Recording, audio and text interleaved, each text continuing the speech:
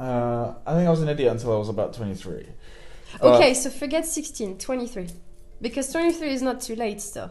No. Let me Okay, talk about so 16. 16 is fine. I still remember. I still was an idiot. But the thing is, it's really important. I think something that we get told a lot is like, oh, follow your passion, or like if you want to do art, or if you want to like. Right.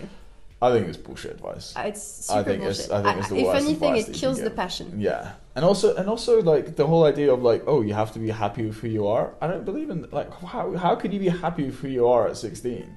Like you have to have goals to reach. Like No. you have to have like you can't just be content like floating. You need to have like a drive and a career. But I also can't be happy with who I am. I Yeah. could not be. I'm still not happy with who I am. But how could you ever be? Because if you That's were the happy point. with who you are, you'd be like, okay, I'm going to remain frozen in this state Exactly. right now, which is never going to Yeah, be the case. You're in constant. But it's the biggest bullshit. It's just like, oh, find where you're comfortable. But that means there's no growth. That means you're not pushing yourself. That means you're not actually achieving anything. I'm pretty sure this is where like some people get depressed over this because they're like, well, I'm happy, but I'm not doing anything. I'm just floating. Yeah.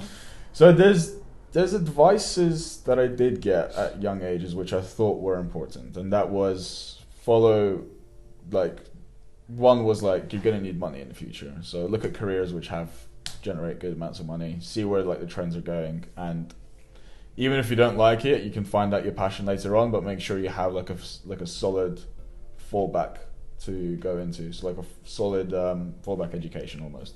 So like and maybe this was like, I don't know if this was the best advice because then Who gave you that advice? I got that advice.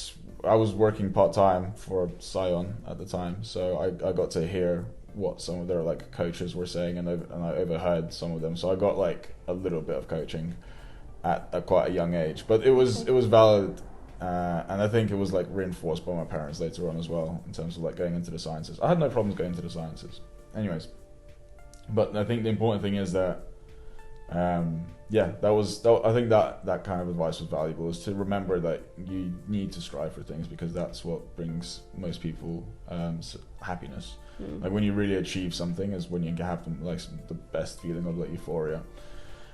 Staying content doesn't give you that, and also like follow like a career which is going to be at least something you can fall back onto, so you can know that you can always make money, and you're going to be valuable in the future. I think that's really important as well. So I did listen, I would say, in that case, but I listened to the people around me, and I suppose actually technically I listened to professionals, because I got to listen in. If my parents could afford it, I would have definitely probably hired maybe somebody, like a career coach at 16, maybe. Definitely for like a few sessions, just to like understand and just to hear it from somebody else.